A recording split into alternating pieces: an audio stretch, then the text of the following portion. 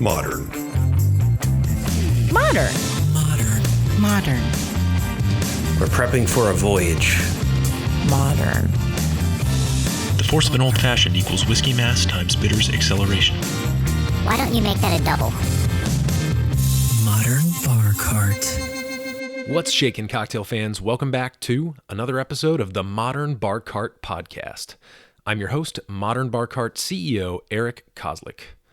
If you've had a chance to listen to our last episode, you know that I'm up to my nose hairs in beautiful, smoky Islay Scotch with my spirit guide, Adam Safir, of the DC Islay Scotch Society. If you haven't checked out that episode, I'd recommend it. We cover a ton of useful information about the single malt Scotch category and the region of Islay that will help you kind of follow along with our evaluations and tasting notes as we continue through in this part 2. So if you're a little behind, check out the last episode and get up to speed, but otherwise, let's get you all fueled up for the second half of this fascinating interview and tasting. This week's featured cocktail is the Godfather cocktail. As with so many Scotch cocktails, the point of the Godfather is to kind of enhance the flavor of the Scotch with one simple added ingredient. In this case, a sweet liqueur called amaretto. To make this drink, you'll need 2 ounces of Scotch whiskey. Again, you can go with a blended product, but I like using a single malt whenever I can. And then you'll also need a half an ounce to 3/4 of an ounce of amaretto liqueur, which you should dial to the correct level for your personal flavor preferences. This cocktail is so simple that you could certainly build it right in the glass and just give it a quick stir, but for the purposes of optimal dilution, I'd recommend combining all the ingredients in a mixing glass with ice, stirring for about 15 to 20 seconds, and straining into a rocks glass over a single large cube. Now, let's talk about amaretto for a minute. If you look at the word, it's got the same base as another liquid that we like to use in cocktails, Amaro. But amaretto is not nearly as bitter. In fact, the suffix of the word, etto, is an Italian diminutive meaning little. So, roughly translated, amaretto means little bitter. It's made using either almonds or the pits of stone fruit like apricots. And if this sounds familiar, it's because maraschino liqueur, another popular cocktail ingredient, is made in much the same way, but using the pits of the marasca cherry. One final warning, if you do a little research on the Godfather cocktail recipe, you'll notice that pretty much every recipe on the first page of the Google search results has a different ratio of whiskey to amaretto. Some call for 2 ounces of whiskey and 1/8 of an ounce of amaretto, which is a 16-to-1 ratio, rather uncommon in the cocktail world. And some recipes call for a 1-to-1 ratio, equal parts of each ingredient. With such an absurd amount of variation, the recipe we have over on the show notes page reflects what normal people with normal palates would expect in a balanced cocktail. But hey, if you're the kind of lunatic who wants to ruin your whiskey with 1.5 ounces of amaretto, go for it. Just don't offer me any. And with that, let's get back to the continuation of our spirited tour of Islay with Scotch enthusiast Adam Safir.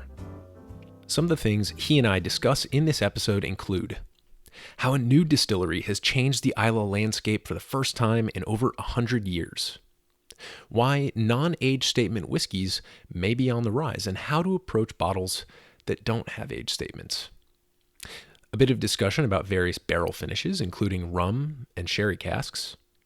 How to decide when a particular bottle isn't living up to its potential. What language you need to learn if you want to know who adds caramel coloring to their Scotch whiskey, and much, much more. Head on over to the show notes page for this episode to find a list of all the expressions we taste and discuss. And I will add that we're actually going to host that list fully on the show notes page for the previous episode, since that's where we started the list.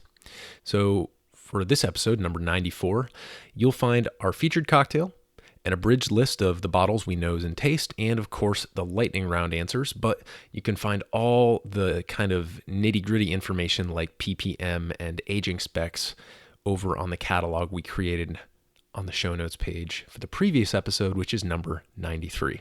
So head there if you want to nerd out on all the little details. And with that, I do hope you enjoy part 2 of this fascinating liquid tour of Islay, guided by Adam Safir of the DC Islay Scotch Society. If we go across the island, we could go to Kilchoman. And Kilchoman is a whiskey and a distillery that I'm a huge fan of, particularly when you see what a struggle some of the startups in the United States are having in terms of getting things right. And I don't want to say anything bad about anyone because I love Whistlepig and I also love Smooth Ambler. But those are two distilleries that I think have had a little bit of some fits and spurts in terms of transitioning from what is a phenomenon in the United States of sourcing whiskey and being very artistic about what barrels you're picking and how you're blending those barrels and putting out a source product that's excellent, transitioning then over to putting out your own product. So Smooth Ambler put out recently Big Level, which I think is their one of their first, fully their own products. And to me, it was a little bit of a different experience than Old Scout or some of the other products that they put out beforehand. Farm Stock from Whistlepig has been sort of a similar experience where the old world cask finish products that they put out that were a blend, I think, of MGP and Alberta distillers were really excellent. But then, in putting out their own product, it's taken them a little bit of time to kind of get it right. Kilchoman, on the other hand, I think hit it out of the park to start. And they are a family-owned distillery. As I mentioned, their production capacity is maybe 200,000, so much smaller. But they have an incredible lineup for what they have. They also, like Bruichladdich, have an Islay focus, and they also tend to experiment a little bit with the wine finishes and other different barrels that they use. This is one of their two core expressions. Seneg is a complement to Macker Bay. Macker Bay is a little bit heavier on the bourbon. Seneg is a little bit heavier on the sherry. And overall, it's well constructed and delicious. So let's try this. I believe, I could be wrong here, so Thad Vogler, please don't come beat me up or something if I'm wrong, but in his recent book, By the Smoke and the Smell, I believe he featured Kilchoman as one of the chapters because it was definitely one of the newest distilleries out there, and I think based on the way that you're describing, I believe that chapter was on Kilchoman, so definitely worth a read. Gives a good little snapshot of Islay itself, a little bit of the geography, and it does good work to place some of these newer, smaller startups in contrast to some of these much larger operations. Absolutely. The Diageos. And for folks who don't know what Diageo is or Beam Suntory, these are basically the giant conglomerates that own probably about 80% of the spirits on the shelf at a given store or more. Depends on the variety and that store's focus on local or craft, but they own pretty much everybody and they want to own everybody. So with that comes certain things. Comes resources, it comes marketing, it comes with the opportunity to scale things like distribution. Sure. On the other hand, it can come with some other sacrifices that smaller operations don't have to make. So let's taste this Kilchoman, knowing that they're one of these smaller kind of upstarts. Yeah. So with Kilchoman, I always get a little bit of a grassy note. I was going to say, hey. Yeah. Yeah. It's and they're very. They put a lot of emphasis on the barley. They put a lot of emphasis on the Islay aspects of the production. Because they're smaller, I think they can pay more attention to certain aspects of the process. Now, they are family owned, but as a startup, they had Jim Swan on as a consultant and as heavily involved in the distillery. And so that was something that I think helped them along. They do a long fermentation, which is somewhat different than the other distilleries. And they peat to about 40 ppm. With this particular expression, it's a little bit heavier on the sherry barrel maturation. So you're going to detect some differences there compared to the Lagavulin, which was, I think, all ex-bourbon. Yeah, I definitely get the smoke in this one on the palate. It's pretty well balanced. And one of the things that I forgot to mention earlier when we were talking about that peating process and just like how the smoke gets infused into the product, think of it almost the same way as if you're smoking a piece of meat, right? So you've got your mesquite chips or your hickory chips or whatever chips, which is kind of like the differences between the various types of peats that are sourced, the different makeups. So, you want to make your mesquite smoked brisket, or you want to make your hickory smoked pork ribs, or whatever it is. So you make those decisions based on the end product that you want. You put the chips in a place, not like in direct contact with the malt, but like kind of in a place where they're adjacent and that smoke can then permeate. And that's kind of a similar process, Yeah. So for folks who just have no idea what we're talking about, think of it like smoking meat, except you're smoking whiskey ingredients. And so now another note about the sherry maturation here, which to me is very interesting, is that even as we talk about the clustering of whiskeys into ex-bourbon and into ex-sherry, you'll then have further a tree that starts to separate further into, you have your Oloroso and you have your Pedro Jimenez. Is this Oloroso? This is Oloroso. Yeah. And I'm a huge fan of Oloroso finished whiskeys or Oloroso aged whiskeys, whereas PX, I don't really like it all. And I'll taste a whiskey and say, I don't like this. Taste the Oloroso, I like this. Yeah. And to have that kind of distinctiveness between those two subcategories of the larger category of sherry, just in the maturation of the whiskey spirit, I think says a lot about the influence that it has. Definitely does. And those barrels are going to have very different fingerprints. And then there's other much drier types. I still have not tasted Scotch that was aged in Amontillado sherry barrels. I know they exist, but they're definitely a much rarer. Yeah, Dalwhinnie is one. The Dalwhinnie Distiller's Edition is Amontillado. And so what we did, which is this was an offshoot of the Islay Scotch Society, we did a tasting that is one of my most favorite tastings I've ever attended, which was we had 7 or 8 whiskeys that had been matured in different types of sherry barrels, and then those sherries along with it. So we had the Amontillado, awesome. And we had the Fino, and we had the Palo Cortado, and then we had the Oloroso, and we had the PX, and I think we had a cream sherry. Oh, wow. And so you hit literally all the sherries. We tried to. I don't know if we hit them all, but we sure tried. And it was very interesting to see what elements you could pick up out of the sherry and out of the sherry matured spirit that had that sort of commonality or that sort of closest in terms of how they were connected. Yeah, absolutely. And you'll see barrel finishing done with other stuff as well. Usually port, ruby port or tawny port tend to be the other kind of culprits in that conversation.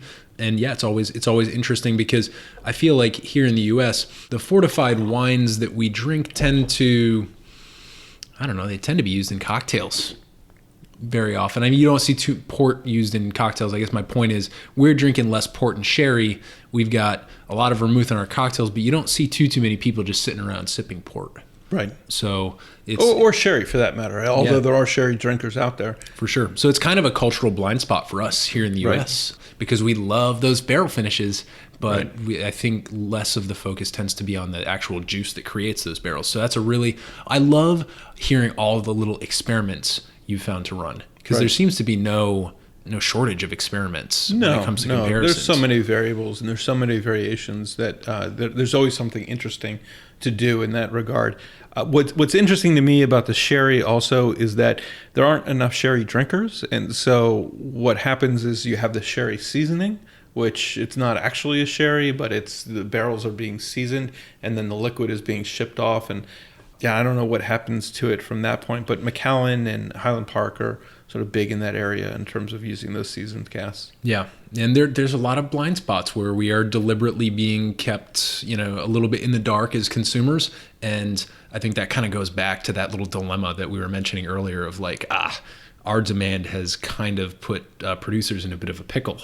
Yeah. So they need to do a little bit of fancy footwork, and it's ultimately for our benefit, although if the magician's curtain was pulled back, I don't think we would view it that way.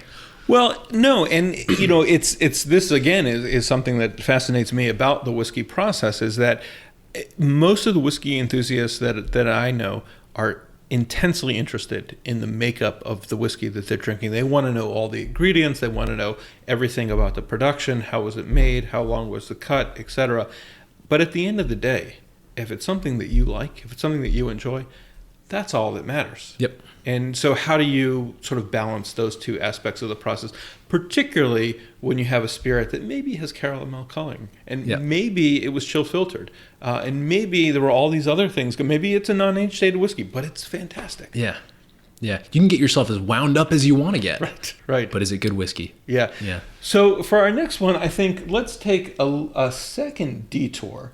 And instead of the Ardbeg Ugadal or I think I have a Ardbeg Dark Cove. Let's take the latest release of Ardbeg. Beautiful. Adam's just going to go run and grab that.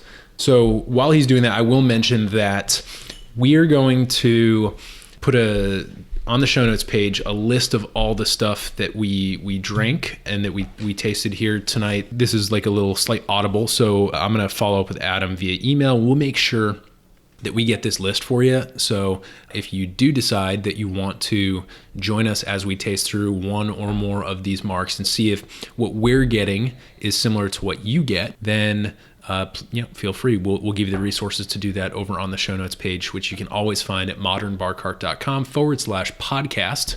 And I believe this is going to be an episode in the early 90s. So you can just search for Adam Safir. We can get all those details to you so that you can check it out alongside us. But so this is the Ardbeg, which is another one of those like really iodine-y kind of briny distilleries, I think. Yeah, so Ardbeg traditionally is known as one of the brinier, more medicinal, more iodine, more salinity spirits that are put out by a distillery on Islay. What's interesting about Ardbeg is, in my opinion, they seem to have escaped a lot of the criticism of non-age dated whiskeys. Now, there are critics of Ardbeg out there because they have the heavy marketing and they have the heavy promotion of non-age dated whiskeys, but people go nuts for their annual release that's centered around Ardbeg Day. And they have what's called a committee release, which is typically a higher ABV, and then they have a general release or limited edition that is a lower ABV and maybe more available. This is the committee release, so the Ardbeg Drum, and sure enough, shortly after it was released, it pretty much flew off the shelves, and there isn't much to be found anymore. Very similar to what happened with Dark Cove, what happened with Kelpie, what happened with some of that. Perpetuum didn't do as well. I don't know why. But they pretty much have had all winners. So what's distinctive about Ardbeg Drum is that it is your typical Ardbeg that is from ex-bourbon casks, but it has also been matured in ex-rum. And so it has a little bit of a sweeter note mixed in with that brine or mixed in with that peat that you're more familiar with. Yeah. And you'll see that it's, it's a very light. It is very light. Yeah, there's definitely no caramel in here. Well, you can't be too sure of that. My understanding is that Ardbeg 10, which is even lighter in color than this, is in fact colored. And the reason for that, again, is they want to have that sort of consistency. Sure. But are they making it more transparent? I don't know. Yeah, quality control method, right? Right. Which, especially in non-age statement whiskeys, right? Yeah. Like there's like if you are kind of opening yourself up for an inherently less controlled process with less rules, it's almost from like a manufacturing perspective, maybe not a bad idea to insert some aspect of the process to at least give a little bit more control or consistency to the end product, even if it's kind of artificial. Yeah, absolutely. So with this on the nose, I'm a big nose guy because I smoked cigarettes for years, and I feel like that wrecked my palate, and so my nose is the more sensitive part of the experience for me. But I definitely get more of a sort of a coastal note. I get more of what I would imagine to be sea spray. Sure. I also get like a bit of a Guyanese kind of like you get some of that Demerara smell. I don't know what kind of rum it was. I don't know. Do you have any information on like the type of rum barrels that were used for this? As is typical of Ardbeg, they narrowed it down to rum casks from the Americas. Okay. So it's something. Right. Something. But yeah, I get that very, see, I love rum. I'm like, rum is probably one of the most exciting categories out there for me. Yeah, it's fascinating. And I'm just getting into rum and Foursquare and, all the other, the Samarolis that have been put out. This reminds me a great deal of the the Lost Spirits rum that I tasted when we did our interview with Brian Davis, their Navy Strength. Oh, okay. This reminds me not their super funky one, but they modeled it off of a Guyanese style rum, and so the nose is very, very distinct and similar to that. It is, and if you put your nose just over the rim of the Glencairn and you let it just kind of waft in, this is one of my favorite parts of the whiskey experience, is just nosing it and just sort of picking up those different pieces of the spirit through the nose. And this is the type of peat experience that I most closely associate with in terms of a very positive kind of taste. Yeah. Now, Ardbeg in general is, so their production capacity is around 1.2 million liters, and so they're kind of in the middle of that, more along the median lines than the mean, but of that smaller scale Kilchoman 200,000 liters versus the Kulila, which is up at 3 million, and Lefroy, which is up at 2.6 million. Right. But they seem to have a really heavy market share, at least in the United States. The Ardbeg 10 is just a classic example of a great, great whiskey. $45, always available. Everybody, it's universally loved among those who like peat. Right, and this is to me like a dessert Scotch. Oh, okay. Which you're gonna get with those with anything that comes out of a rum barrel or a PX barrel. It tends to. So are you getting some sweetness off this? Definitely getting some sweetness, like both on the nose and the palate. This is a very consistent experience for me. Whereas some of the others that we've had, it's been like the nose has been compelling in one way and the palate is compelling, like the Octomore. You couldn't get a more different nose and palate. Oh, interesting. For me. But you feel like this is more integrated.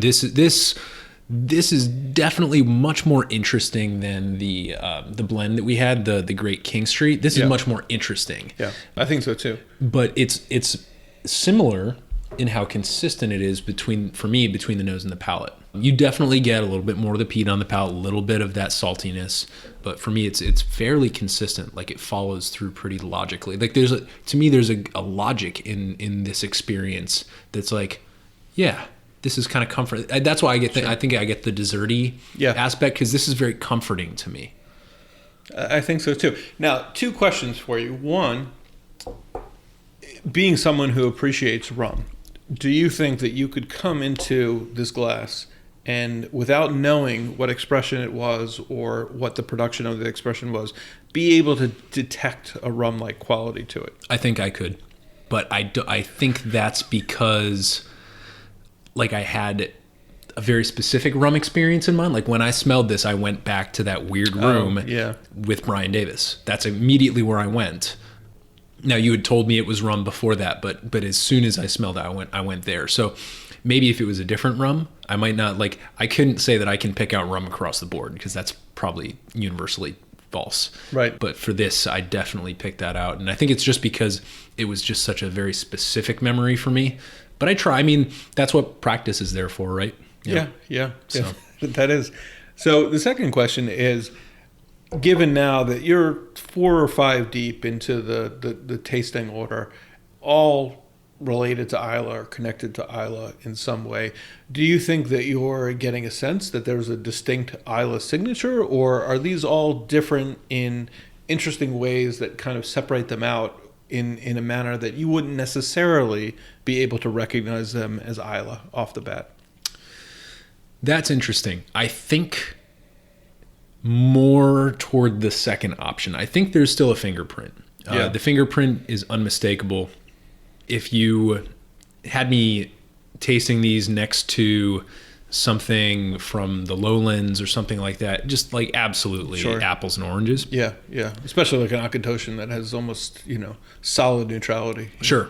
And I mean, and especially like going even further, like comparing it to a blended Scotch, it's like, not only are these unmistakably single malts, they are also very distinctly smoky, peaty, kind of briny in many cases. Now, there are some departures from there. There's definitely a spectrum. So what I think I'm appreciating more with the side-by-side tasting is the spectrum. Yeah. Because I'm a Lefroy 10 guy. Oh, okay. I'm making cocktails and drinking Lefroy 10 all the time. And for me, it's like that bombastic, just like unmistakable, really intense salt, really intense smoke. Yeah. But from what we're seeing here, we're getting a lot more of the fruit, a lot more of the maturation too. It's really, really interesting to me. Yeah. And, if you look at Ardbeg Drum, which we're tasting right now, because it's a non-age stated whiskey, when you talk about maturation, I would have to guess that it's in the range of 6 to 8, maybe 8 to 10, but I would guess 6 to 8. And so to me, because I love this expression so much, it's an example of what distilleries can do with young spirit and still make it intensely enjoyable. I find, and I don't know why this is the case, I find that I enjoy odd age statements, odd years, so 11, 15, 17, 21, over even year age statements. Don't know why. That's just been a thing that has been interesting to me in the past. Yeah. And then I also really like non-age statement stuff because it's almost like, it almost demonstrates, tells you something right off the bat. It tells you that they are doing something very specific. Sure. And the question, like the open question with a non-age statement whiskey for me isn't, is this as consistently good as all the age statements have been up until this point? The open question is, can you dig it? Yeah, right. And maybe sometimes you can, that's fine. But like, I like that question. That's a more appealing question or more interesting question to me than like, well, how does the 12 compare to the 16? Right. How does the Johnny Walker Red compare to the blue? Yeah. Still an interesting question, especially if you're starting out, but especially because I think we're going to be seeing more non-age statements with some of the dilemmas. You're right. I'm excited about that. I'm not disappointed by that. No, me either. Because can you dig it is a great question. And it's also important to remember that when you're talking about age-stated whiskeys or age-stated scotches, you're still talking about something that you really have no idea what's in the bottle. So if you look at, for example, we have a Lagavulin 16 here. Mm-hmm. This is not a 16-year-old whiskey. This is a whiskey that's a blend of several different ages that's been blended for consistency to align with the Lagavulin 16 line. It has probably a lot of 16-year-old whiskey in it, but also 18-year-old, also 20-year-old, maybe even some 25-year-old whiskey in it. Yep.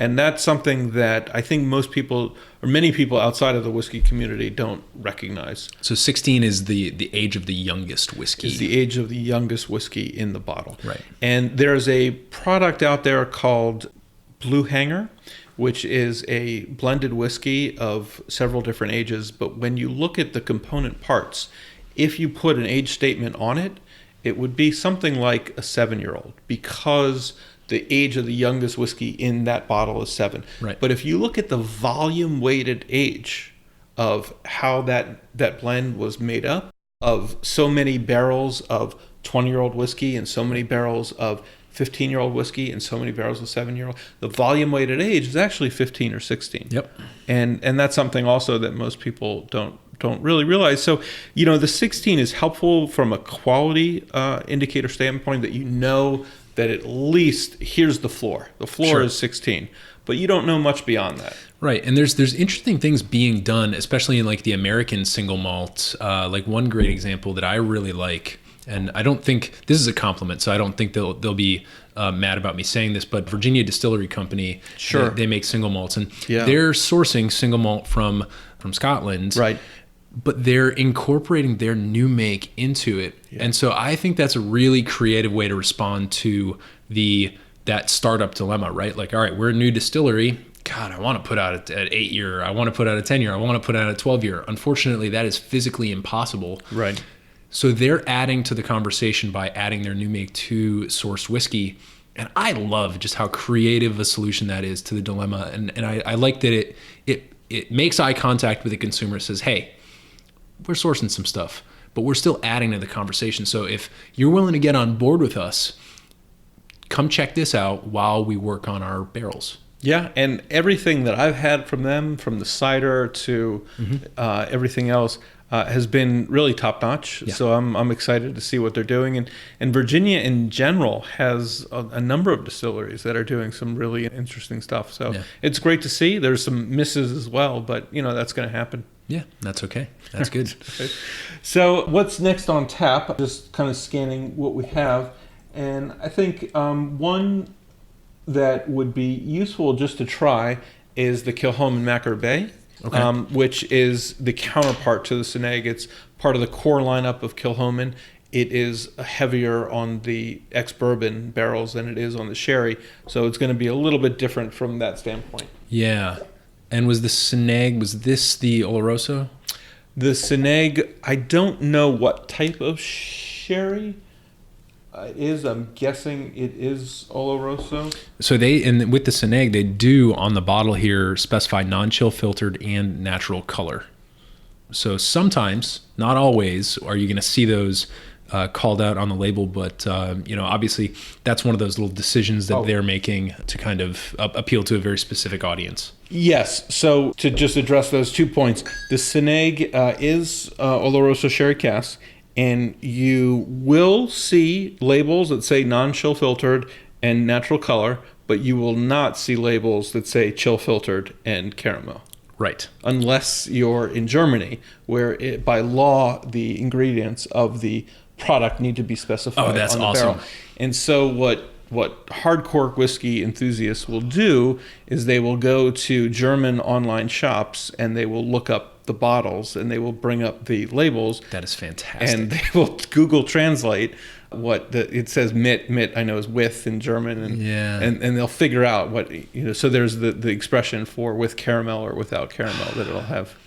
The Germans. Right. They're very particular about what goes in there. Hey, I'm fine. I love that. I think that's probably the coolest fact I've learned tonight. Great. Yeah. That's awesome. Yeah. So let me pour a little bit of the Macquarie Bay. Beautiful.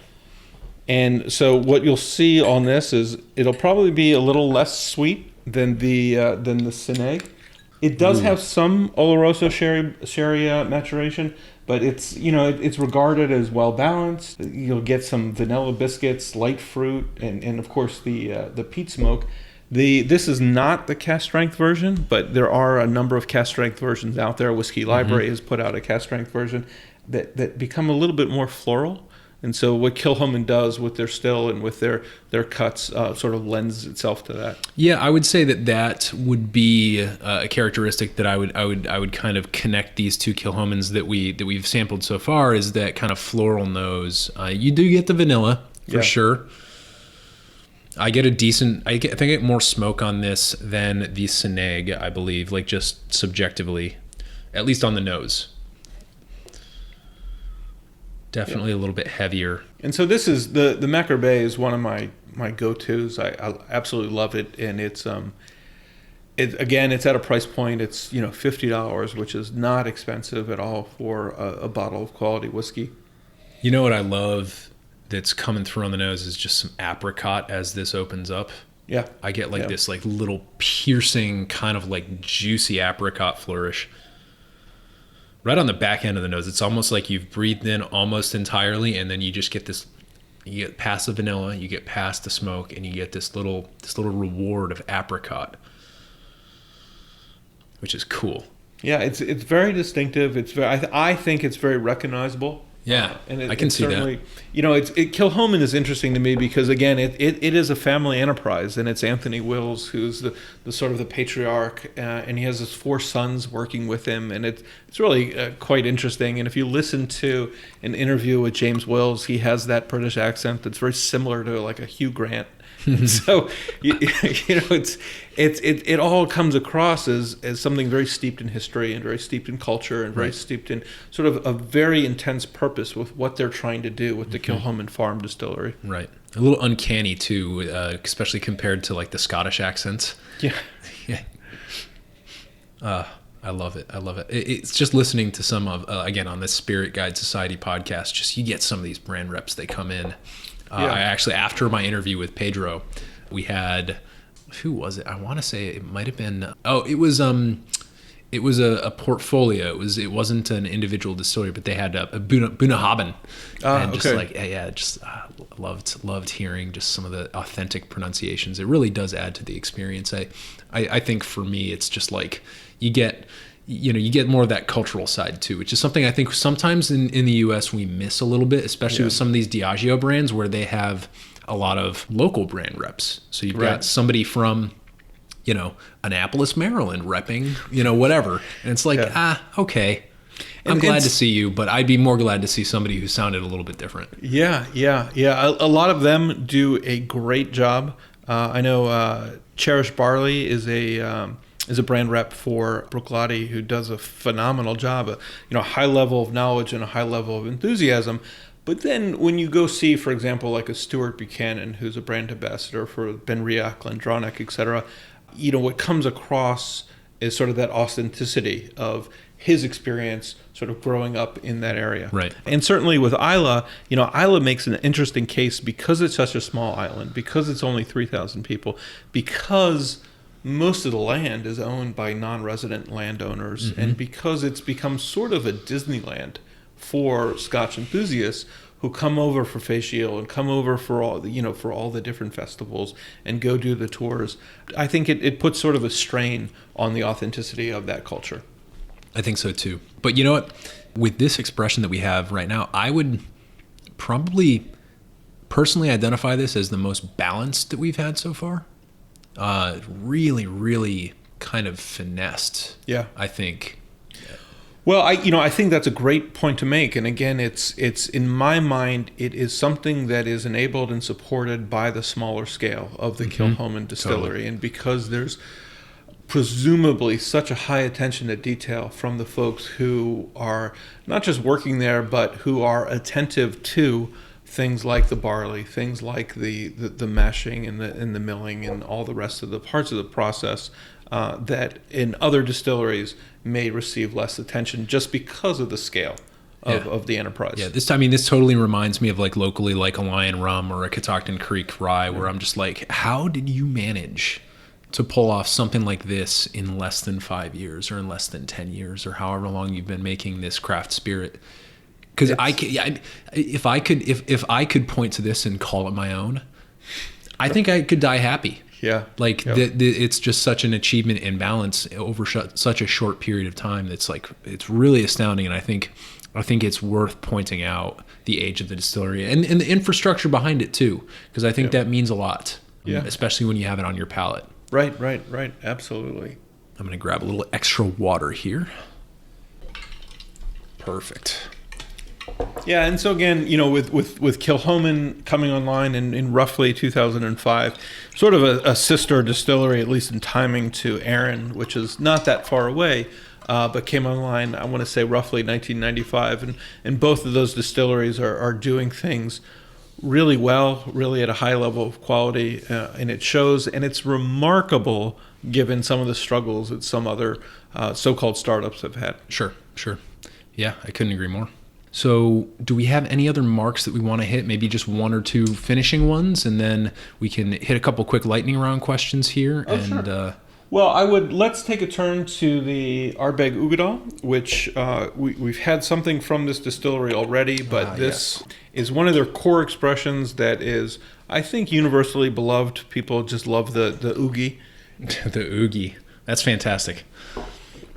So I'll pour just a little bit for both of them. And is that so? I think there's Irish whiskey, if I recalling this correctly, Uskebek.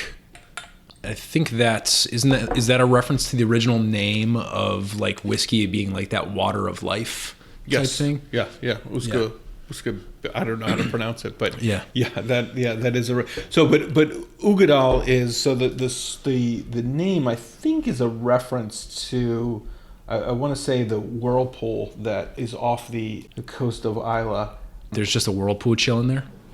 I believe Uigeadail is that whirlpool, but I'm not positive. But if you have you nosed this? Yeah. That is a heavy. I would say there's almost a sulfur note in there. Yeah, it's medicinal. Now, sulfur notes sometimes, like you can go either way on the sulfur. Like sometimes with some fortified wine finishes, the sulfur is an influence of the sulfur treatment of those barrels sometimes. Oh, okay. So sometimes it's regarded as a flaw. Right. I don't regard it as a flaw. Especially coming from Islay. Right. It's kind of in that it's in that vicinity of the plasticky, rubbery, or iodine-y kind of aromas. So I think it's totally something that you could expect to find in Islay, but sometimes, so if you find it in an off-putting way, almost like this is the second time we're going to Trader Joe's, but I think they have a mango, like a dried mango from Trader Joe's that's a sulfur, treated with sulfur. Oh, interesting. And it's got it's very distinctive. So for me, peat, sulfur, all these things are really kind of liquid forms of Vegemite, where the world universally, I think, despises Vegemite. But if you get past that sort of initial shock of the taste of something that's so different, particularly for the American palate, it is phenomenal, and you become addicted to it very quickly. And this is like that vegetable salty spread from Australia. Yeah. And so what people say about peat and about Islay is it's an acquired taste, but once you acquire it, you never let go of it. Yeah, it's kind of like your first Negroni. People almost universally despise their first Negroni, and then they find themselves holding another Negroni like a week later, and they're like, wait a minute, how did this get in my hand? Yeah, there's a great concept. Flavor professor, good friend of mine, Dan McCall, who helped out with the tasting journal. Actually, he brought up this term called benign masochism, and there's a hypothesis that it's kind of like the hot sauce phenomenon. Sure. It's like we kind of like hurting ourselves in ways that we know aren't going to really cause actual physical damage. Okay. And it's a type of thrill seeking. Right. And you can definitely kind of put whiskey enthusiasts in that thrill seeking category. Usually it's a sensory thrill seeking as opposed to skydiving. Well, I'll buy peat as a form of benign masochism. Yeah. Sure. Yeah. Because it's again, like sulfur. It's like, give me that sulfur glade air. No, that's not a thing. But in a whiskey, it's can be really, really pleasant. Well, it's funny to me because Ugadal is sort of, it's one of the core expressions of Ardbeg, and yet tasting it so closely, I think we had one in between this and the drum. I almost prefer this to the drum, and I like it a good bit. It's something that I would always have on my shelf. In terms of its makeup, it's about 90% ex-bourbon cask and only 10% ex-sherry, but that ex-sherry really kind of accents it. It puts that sort of mark on it. And this reminds me a little bit more of the classic Ardbeg. It's a 10-year, right? That's the So the base. Ugadal, I don't know what the age is, but I would assume that it's primarily made up of essentially what makes up the Ardbeg 10. Mm-hmm. With some additional maturation for the sherry. Because I get a very, this reminds me of my bottle of Ardbeg 10, but you definitely get some more of those kind of raisiny qualities from the sherry. Yeah. For me, it's, especially with Ugadal, it's all in the nose. Yeah. This is one in particular that I could sit on a deck for a half an hour just nosing it with a 1 ounce pour and be content for that hour. Or that half hour. Yeah, it's really interesting. And I really do think that the Glencairn glasses help when you're doing a nice Scotch tasting. I think it's nice to have a slightly fluted glass where it really concentrates the aromas, especially as they open up. Yeah, it is. But, again, it's, to me, whiskey is a social experience. And I've heard people say about tastings that whiskey, the pressure on whiskey is to be the entertainment, to be the focus. If you're going to a tasting, the whiskey really needs to shine and to make its mark and to hold people's attention. Right. And I disagree with that notion because to me, whiskey is it's not the television, it's not the show, it's the fire, it's the hearth that we used to sit around and have a conversation and connect with each other. And so what we're doing here is we're gathering around the fire of the whiskey, but having a conversation about what the whiskey is telling us and what we're telling each other, et cetera.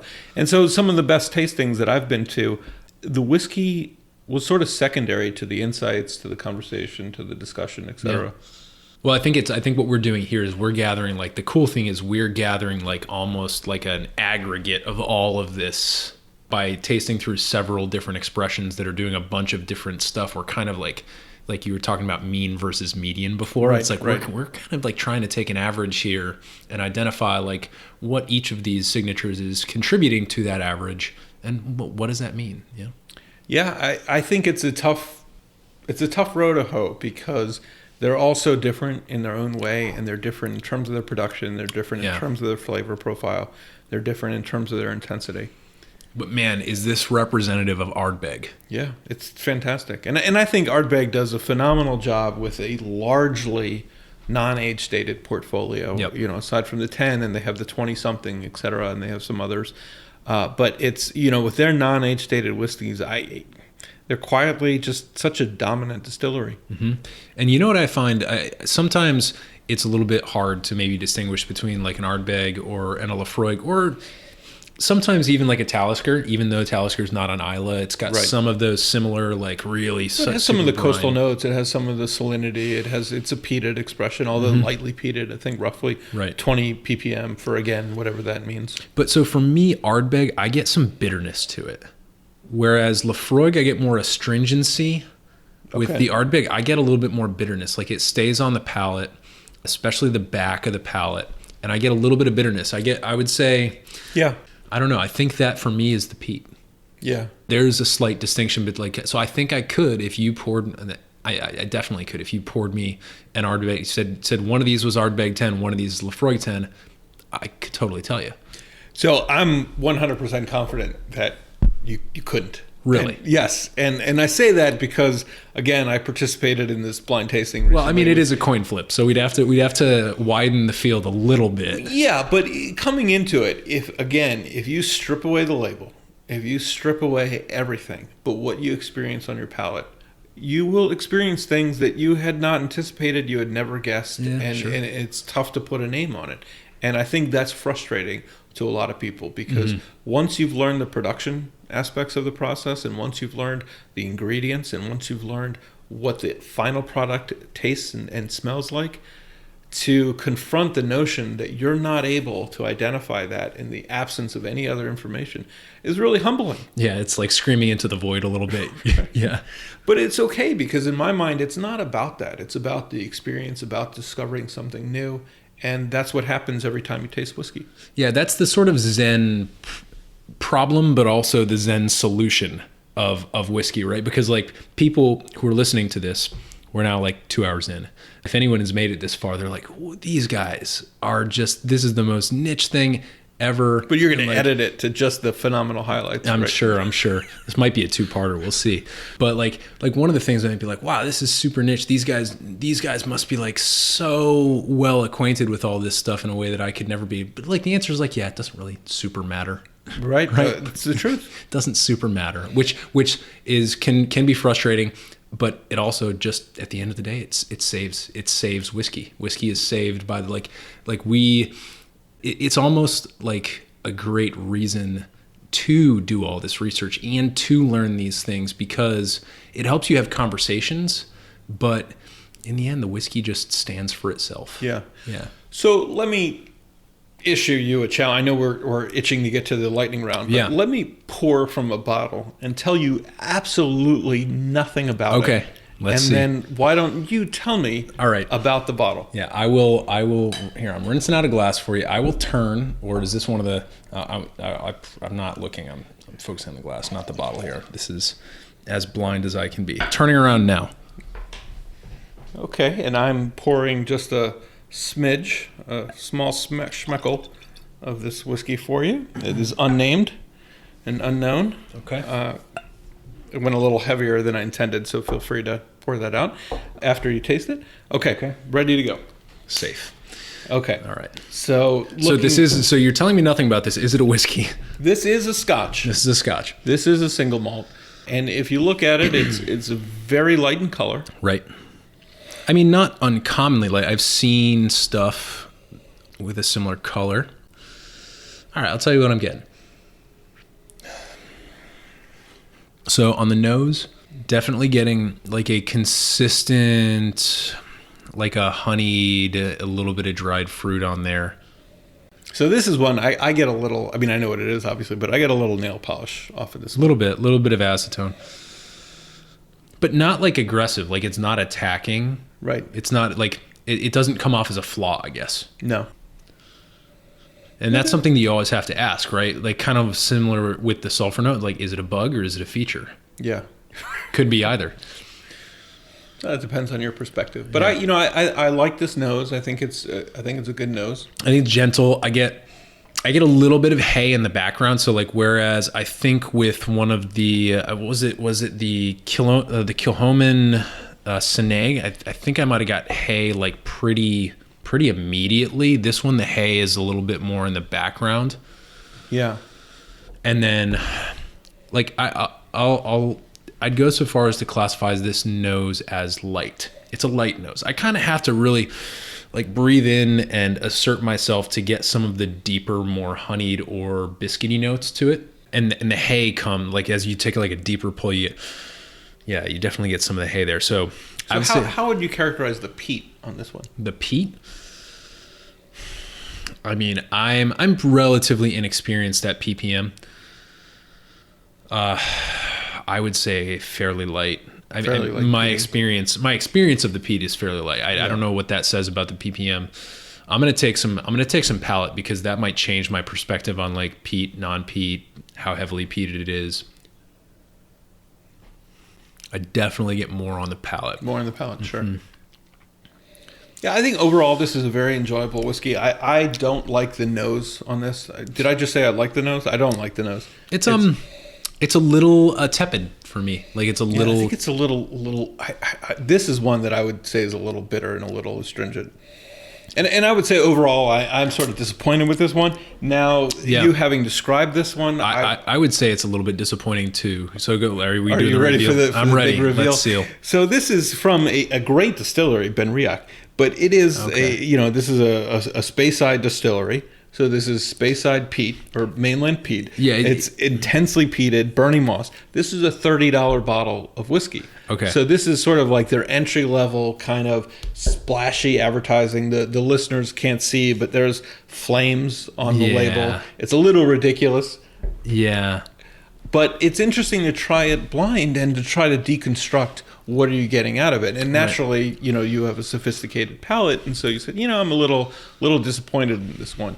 Yeah, I mean, I try not to, like when you see a light color and when you get a nose that is a little bit lighter, I try not to like automatically assume the palate is going to be underwhelming. But this one, I think you get, how would I describe this? Let me take another sip, and I think I could probably describe to listeners what the palate, like what about the palate to me indicates like, man, I'm not paying more than $40 for this bottle, certainly. Right. If that. I think it's the mainland peat. Yeah. I think it's like this tastes a little bit more like some of the Highland styles I've had. Sure.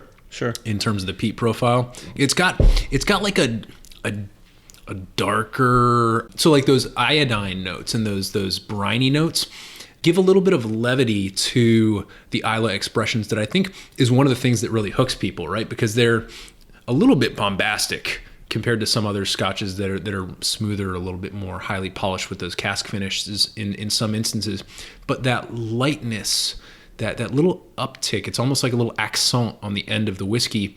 I think that's what hooks people about Islay sometimes. Yeah. And I'm just not getting that with this. No, and the other thing about this being a non-age stated whiskey and being as light in color as it is you could imagine this might be a 4 to 5 year old. This might be in the area of Hepburn's Choice, which has made its name on releasing sort of 6 to 8 year old whiskeys, that what you're getting is not necessarily a deficiency in the peat, but a deficiency in the fact that it hasn't reached full maturation. Yeah, and see, so I'm looking at this label. It says non-chill filtered natural color. Right. And to me, I would almost rather have this chill filtered and be at a lower proof with a little bit more age on it. Yeah. Because what I get from the palate is like it's hot. It's like still in my throat right now. It's still got a little of that throat burn. Right. And that throat burn with the like mainland peat to me is just like, that's why I don't do too many like Highland single malts. It's like it's a little boring to me. But if you go to Schneider's, and you've said that you do go to Schneider's, one bottle, if you happen to find some extra dollars in your pocket, the Edgeador Balachin 10 is a $60 bottle at Schneider's. I've had it. It's quite good. It is. I love it, and it's such a different peat than Islay, but in a very enjoyable way. It's heavy on the rubber. Yep. Heavy on the burnt rubber. not as much on the brine.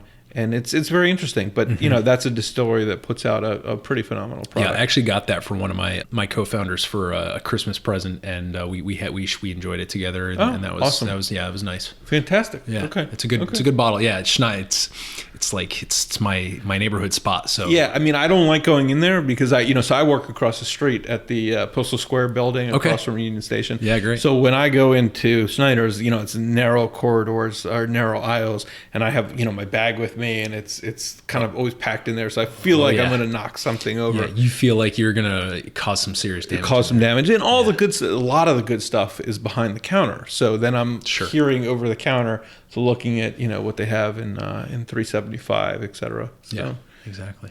Cool. Well, this was amazing. I really like that as like a good little counterpoint to like all the Islas we've tasted, because it just goes to show, like a couple things. I think give yourself permission, if you're doing a comparative tasting, give yourself permission to not like at least one thing. Yeah. It's okay. And you shouldn't look to not like something, but give yourself permission to be like, well, man, I really had to huff and puff to get anything off that nose, or like I was a little underwhelmed by that peat profile. Right. That's okay, because that gives you your own internal landscape of what you like and what you don't like, and you got to have a little bit of the dislikes to make to serve as a counterpoint or a foil to that stuff you really like. Because when somebody asks you, well, what do you like so much about Islay, you got to have something. Yeah. Right? For me, it's that little accent, that little briny note that elevates the flavor. It's almost like the cocktail comparison I would draw is like the martini.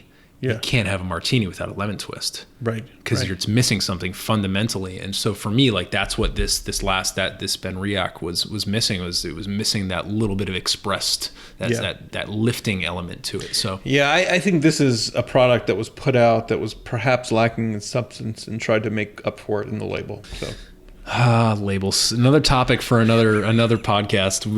You're probably a really good person. We should have a label panel at some point. Yeah, that would be really fascinating, because there's so much to get into with labeling and branding. And I don't have a Kulila here, but Kulila is my absolute favorite label of all the whiskey. It's very simple.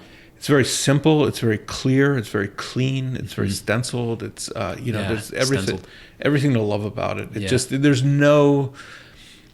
It doesn't go over the top in any way possible. Yeah. It's very, very, very clean. I like it. It looks. I find myself reaching for it on the shelf when I have no intention of buying it. Right. Just because I want to hold it. And that's not the case with this. This is like a magazine spread. That's like a GIF from 1997. Yeah, with the fire. And I'll try and snap a picture. I brought a camera, so we'll put this criticism out to the internet, and if it comes back on me, then so be it. But I just want to be clear that Ben Riach is a great distillery. Oh, sure. Yes. One particular expression. Absolutely. Maybe. They have a lot of great expressions. So, do you want to do some quick lightning round? Yeah, let's just do some quick lightning round questions. Beautiful. All right, so as you know, seems like you've been listening to the podcast. These are questions that we ask all our guests, and a lot of people really love this because it kind of gives a little bit of personality to the person that we've been interviewing, aside from the topic at hand, which is very specific in our case. So, question one is, what's your favorite cocktail? And if you don't have a favorite of all time, what's something you've been more recently getting into? Well, I'll be honest that I'm not the biggest cocktail aficionado, but I have been getting more into cocktails recently. And for me in particular, the Old Fashioned is sort of my go-to cocktail because I feel that it highlights and accentuates the whiskey in ways that are new, aside from sort of drinking whiskey neat. Yeah, you learn something about the whiskey every time you make an Old Fashioned. Yeah. And then as you modify like anything about it, just like the number of, like you could get super granular with what you're modifying. And it's like, it's a great cocktail to return to for both technique and for the ingredients, because it teaches you something every time you make it. Doesn't matter if you're making the same Old Fashioned that you made last night, or if you're making a vastly different one. You learn something if you're paying attention. Yeah, absolutely. Sure. And it has a sort of simplicity of ingredients that I like. Sure. So with old-fashioned people, I like to ask, are you a sugar cube muddler? Are you a simple syrup person? What's your sugar cube for sugar sure? Cube? Yeah, I like to see it. Like a Domino's, like a Domino. Yeah, fantastic. Yeah, because what I like about just the regular Domino's, kind of a local plug actually, Sure, Baltimore. with Baltimore. Right. Baltimore. Palmer.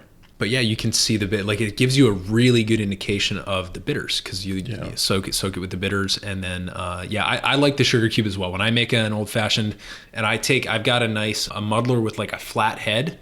Right.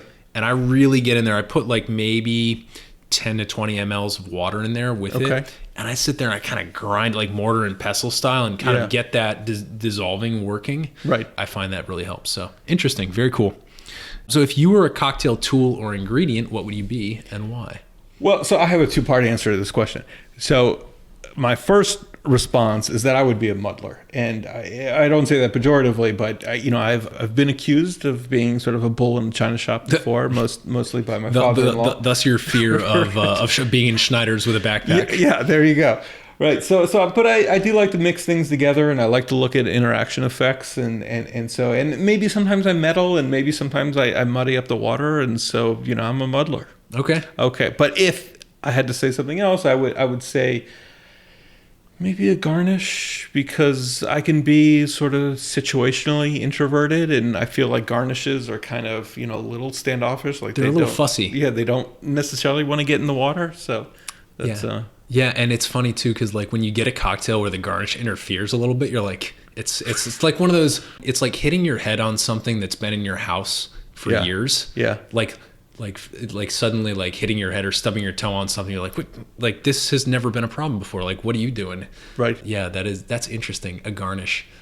Sometimes with like these citrus peel garnishes, I was recently trying to impress my mother-in-law. Right. And so I made her this highball cocktail with a little bit of vodka, a little bit of just some lavender bitters and some sparkling water, and just like kind of a very simple cocktail. But I went all out and I like basically took a channel knife to a lemon and I peeled a lemon or a lime, and I peeled like the entire lemon or lime and I twisted it up and I made this like ornate like garnish that was like hanging over the glass, and she was like, "What is this?" But yeah, so interesting. A garnish, I like it. If you could have a cocktail with anybody, past or present, who would it be? Where would you go? What would you drink? What would you talk about? Just paint us a picture. So this was a difficult question for me to answer because you said if I could sit with anyone, meet with anyone. Yeah. Anyone, past or present. Anybody. No rules. Who would it be? No rules.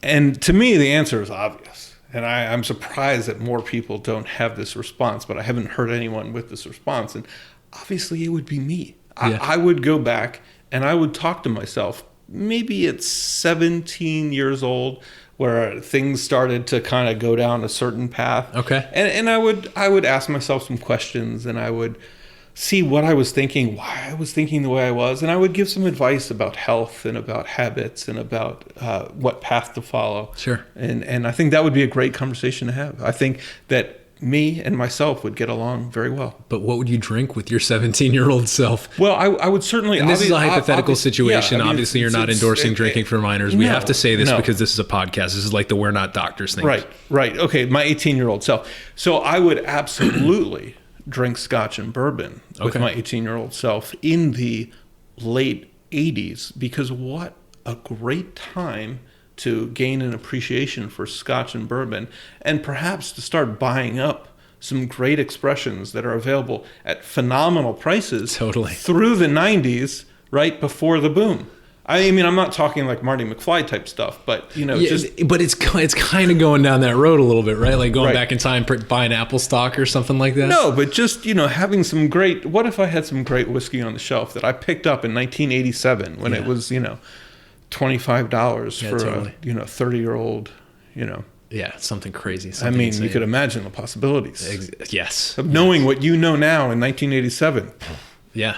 The world would be your oyster. Exactly. Yeah, it's a great answer, and it's funny. I mean, it's not just about that. I mean, it's health too. I mean, I would not smoke cigarettes, and I would exercise more, and I would get more sleep and focus more at school. But yeah, it's a good conversation to have. I think when we did the lightning round, I think Jamie from Lion Distilling actually had that answer. Oh, great. And okay. But I don't know if it was past self. I think it might have been future self.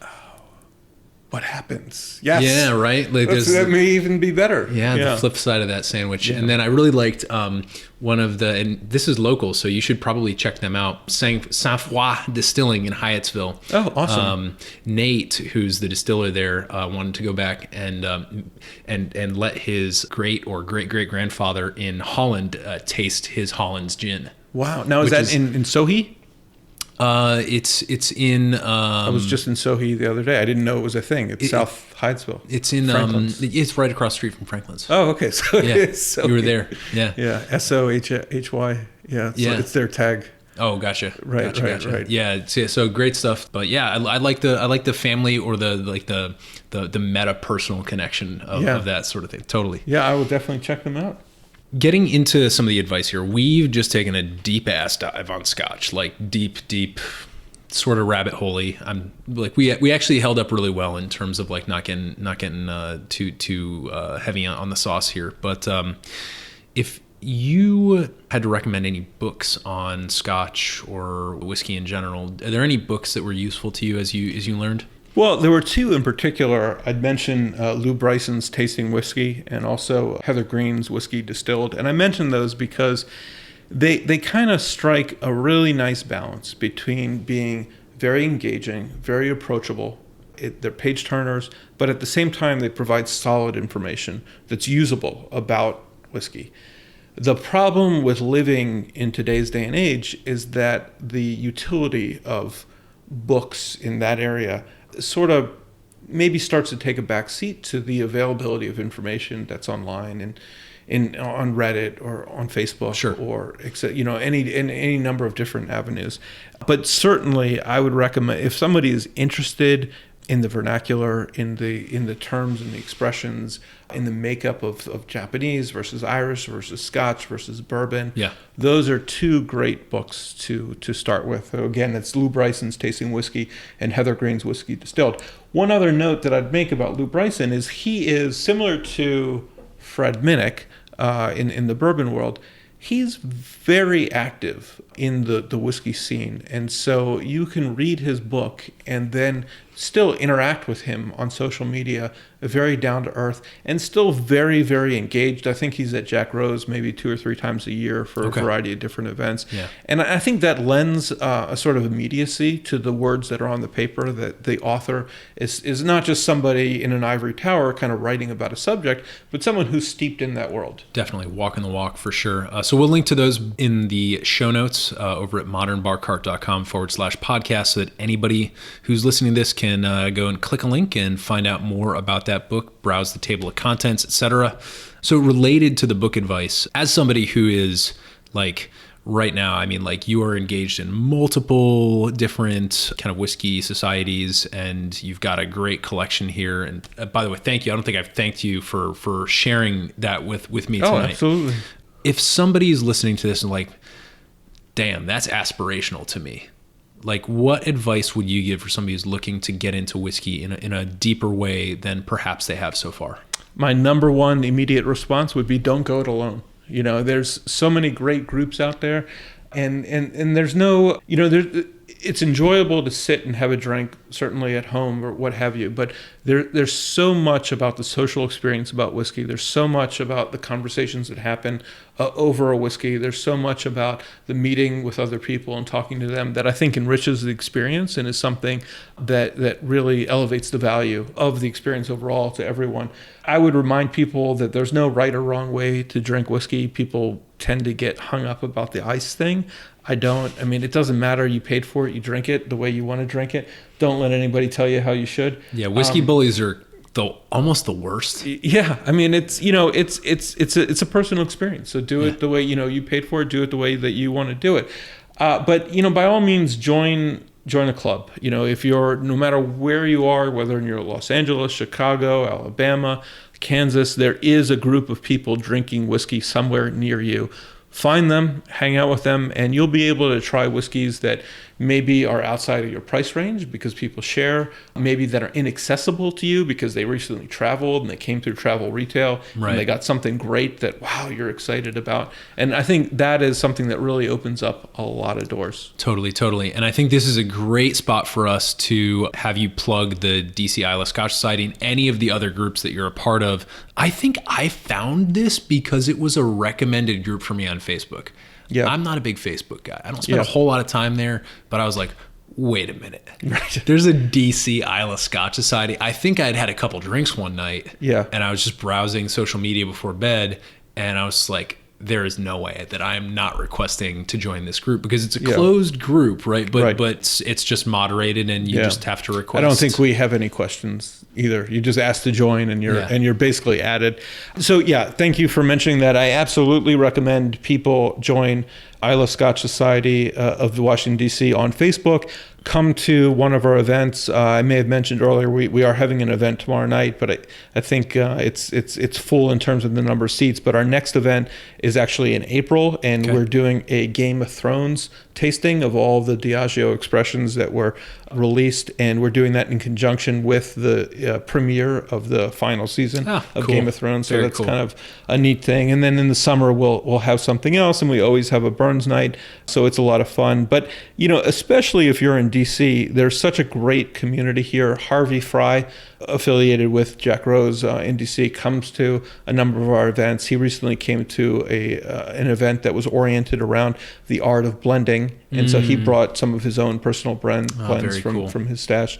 So it's a really neat way to kind of open some doors into an arena that may not be visible. Yeah, fantastic. And this is not. It seems like a big step into the deep end for somebody who's not a part of one of these groups already. But I can tell you that, like, when there's a group of people, there's gonna be somebody who takes you under their wing the first night. All you got to do, and like, think about it this way.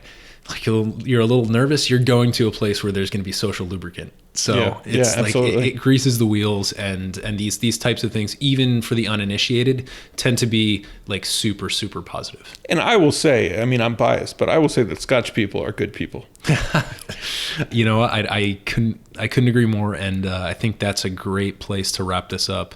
So Adam, thank you again. We're going to put links to all this stuff on the show notes page, and just thank you for opening your home, your collection, and your insights to us. Awesome. Thanks for inviting me onto the podcast. Cheers.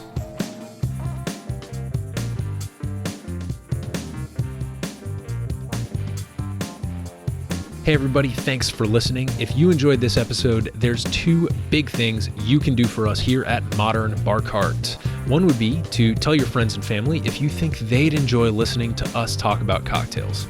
And if they don't download podcasts, they can always stream our episodes on their desktop directly from the show notes page at modernbarcart.com. The other thing you can do to help would be to head on over to iTunes or wherever you download your podcasts and leave us a review. 5 stars are great, but we're more interested in your feedback. And the beauty is, the more reviews we have, the easier it will be for other folks out there to learn about our show. We're trying to start a cocktail revolution here, and by spreading the word, you're helping us fight the good fight. You can always reach us by emailing podcast@modernbarcart.com if you're looking for cocktail or bartending advice, or if you're a pro who would like to pull up a mic and be interviewed for all to hear. Also, definitely follow us on Instagram and Facebook at Modern Bar Cart for cocktail porn, recipes, and entertaining tips. And keep an eye out for new product releases and special offers, which are happening all the time. We love our listeners, and we really enjoy giving you exclusive discounts and sneak peeks at our latest and greatest cocktail projects. This episode may be over, but for you, the mixological fun and adventures are just beginning. So remember, folks, drink responsibly and experiment boldly. This episode was made possible with editing and production assistance by Samantha Reed, drams and PD insights courtesy of Adam Safir, and a little bit of interview magic by yours truly.